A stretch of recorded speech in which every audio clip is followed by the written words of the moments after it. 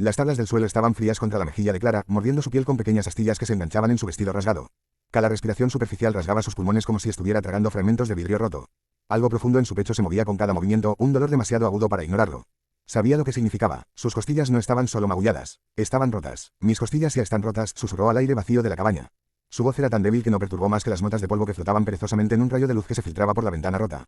El sonido de botas resonó en las tablas del porche. Ese sonido, alguna vez, había significado seguridad en un tiempo lejano cuando Jeremiah, su hermano mayor, era su protector, ahuyentando las sombras de la noche. Pero aquellos días se desvanecieron cuando el whisky se apoderó de él. Tras la muerte de su padre, la ira de Jeremiah se convirtió en la única constante en su hogar. Las botas se detuvieron. Clara se quedó inmóvil, conteniendo la respiración, rezando para que se marchara. A veces lo hacía, a veces la tormenta pasaba, dejándolo callado, incluso arrepentido. Pero no hoy. La puerta chirrió al abrirse. Clara no se movió. Había aprendido por las malas que mirarlo cuando estaba así solo avivaba el fuego. Era mejor quedarse quieta. Era mejor hacerse pequeña. Mírame cuando te hablo. No lo había oído cruzar la habitación. Sus palabras la sacaron del gris nebuloso del dolor. Clara forzó sus ojos hacia arriba y lo primero que vio fueron sus botas, de cuero agrietado y manchado de oscuro. Luego sus manos con los nudillos en carne viva, partidos por lo que fuera que hubiera golpeado antes de venir por ella. Finalmente, sus ojos, de un azul pálido, alguna vez parecidos a los de su madre, ahora fríos y vacíos. «Crees que eres demasiado buena para el trabajo que te doy», dijo, su voz baja y constante. Un grito habría sido mejor. Su voz tranquila siempre era peor. Esa calma significaba que algo más frío que la ira se había asentado en él. Clara quiso responder, decir que no, recordarle cómo cocinaba, fregaba y remendaba sin quejarse, pero las palabras le fallaron. El silencio se alargó, pesado, mientras Jeremiah la rodeaba como un depredador acechando a su presa. «Pa siempre dijo que tenías demasiado de mamá en ti», masculló Jeremiah, sus pasos lentos y deliberados. Dijo que eso te haría débil. Supongo que tenía razón. La mención de sus padres dolió más que cualquier golpe. Su padre había sido estricto pero justo, y su madre, amable hasta que la enfermedad se la llevó. Ninguno de ellos habría reconocido al hombre en que Jeremiah se había convertido. «Levántate», ordenó. Clara apoyó las palmas contra las tablas, intentó levantarse, pero el fuego en sus costillas ardió con una intensidad cegadora, y cayó de nuevo con un jadeo que se convirtió en un sollozo. «Dije que te levantes». Esta vez, su bota alcanzó su hombro. No con la fuerza suficiente para romperla más, pero sí para arrojarla contra la pared. Se acurrucó allí, temblando, mientras algo frágil dentro de ella se quebraba. No eran solo las costillas esta vez. Era algo más profundo, algo que había aferrado la esperanza de que él aún pudiera cambiar. Esa pequeña parte de ella murió allí, en el suelo de la cabaña. «No puedes hacer nada bien», escupió Jeremiah, su voz cargada de desprecio. Clara permaneció en silencio, con la mirada fija en la luz que se movía en la pared opuesta. El tiempo se arrastraba, pronto oscurecería, y él se emborracharía hasta quedar dormido, dejándola con unas pocas horas de paz antes de que el sol saliera y el ciclo comenzara de nuevo. Pero allí, contra la pared, Clara sintió algo nuevo encenderse en su pecho. No era paz, no era esperanza, no del todo, pero se acercaba. Un susurro que tal vez había más allá de esa cabaña, más allá de la ira de Jeremiah, más allá del dolor disfrazado de deber familiar. Tal vez había personas en el mundo que usaban sus manos para proteger, no para herir. Tal vez había lugares donde respirar no costaba moretones. El pensamiento era peligroso. Lo empujó lejos, pero no desapareció. Se asentó dentro de ella, pequeño pero obstinado. Esa noche, mientras Jeremiah roncaba en la habitación trasera, Clara se levantó lenta y cuidadosamente. Cada movimiento enviaba un pinchazo agudo a través de sus costillas, pero había aprendido hacía mucho a moverse a través del dolor como el agua que se desliza entre las rocas. Sus pies descalzos encontraron las tablas que no crujían, el camino que había memorizado en noches silenciosas. La puerta estaba frente a ella, un desafío. La había mirado 1000 veces, pero nunca con la idea de cruzarla y no volver. Su mano se cerró alrededor del pestillo de hierro. El frío le mordió la palma, pero no lo soltó. Detrás de ella, los ronquidos de Jeremiah resonaban, profundos y constantes. No despertaría en horas, no después de una noche como esa. El pestillo se alzó con un suave clic. La puerta se abrió. El aire de la mañana golpeó su rostro, fresco y limpio, tan diferente del aire viciado de la cabaña que la mareó. Sobre ella, el cielo se extendía infinito y amplio, demasiado grande para abarcarlo de una vez. Las tablas del porche se sentían extrañas bajo sus pies. Ayer por la mañana, las había barrido, cuando aún pensaba que podría soportar otro día. Ahora, cada paso la alejaba de la chica que había sido y la acercaba a algo desconocido. En el borde del porche, Clara se volvió. La cabaña parecía más pequeña desde fuera, más mezquina, solo una cicatriz en la tierra.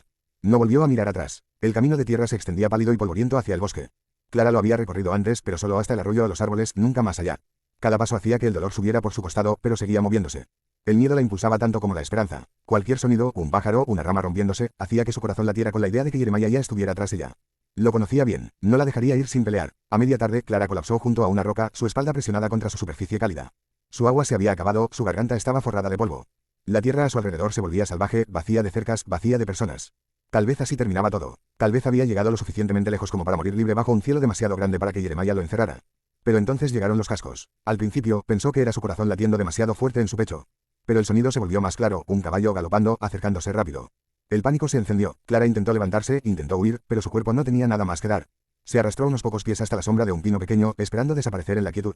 Los cascos se detuvieron. «Tranquilo, Daniel, tranquilo», dijo una voz masculina. Baja, constante. Clara se quedó inmóvil. Las botas tocaron la tierra, acercándose. «Señorita, ¿estás herida?» La voz no llevaba amenaza, solo cuidado. Clara mantuvo los ojos cerrados, esperando que se fuera, pero su presencia estaba cerca, innegable.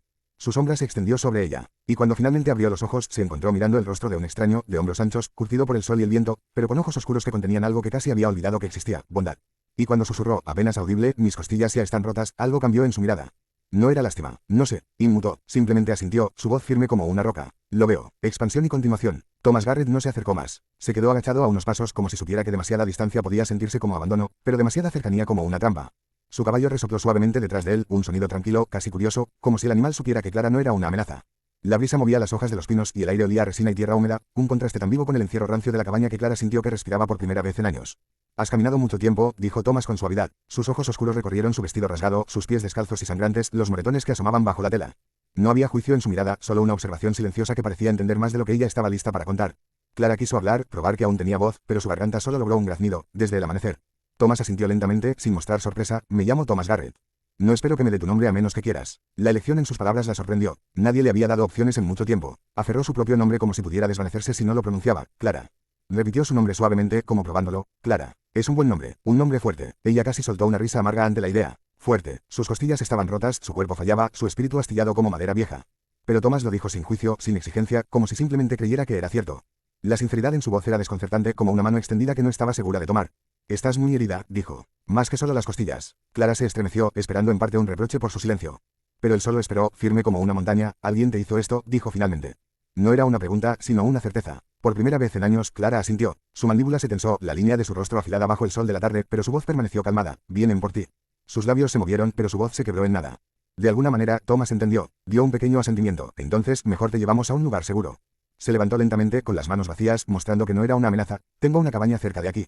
Silenciosa, con paredes sólidas. ¿Confías en mí lo suficiente para llegar hasta allí?» Confianza. La palabra era pesada, extraña. La confianza siempre se había vuelto afilada en sus manos, cortándola cuando se atrevía a sostenerla. Sin embargo, al mirarlo, no vio hambre ni crueldad en su mirada, solo una paciencia constante.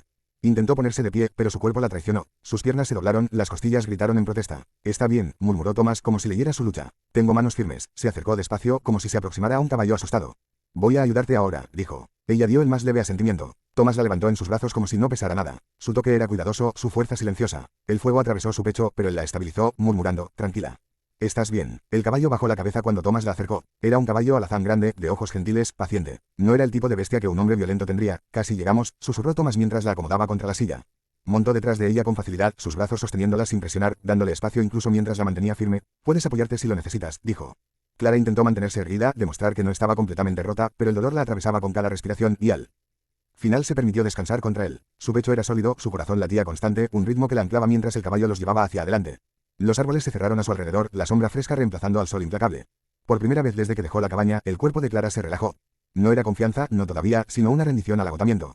«Casi llegamos», dijo Thomas de nuevo. Y cuando abrió los ojos, lo vio, una cabaña de troncos en un claro, con humo saliendo de su chimenea, un pequeño jardín ordenado por manos cuidadosas. No parecía una prisión, parecía una promesa. Thomas desmontó primero, luego la ayudó a bajar. Sus piernas temblaron, pero sus brazos la estabilizaron sin fuerza. «Vamos», dijo suavemente. «Entremos».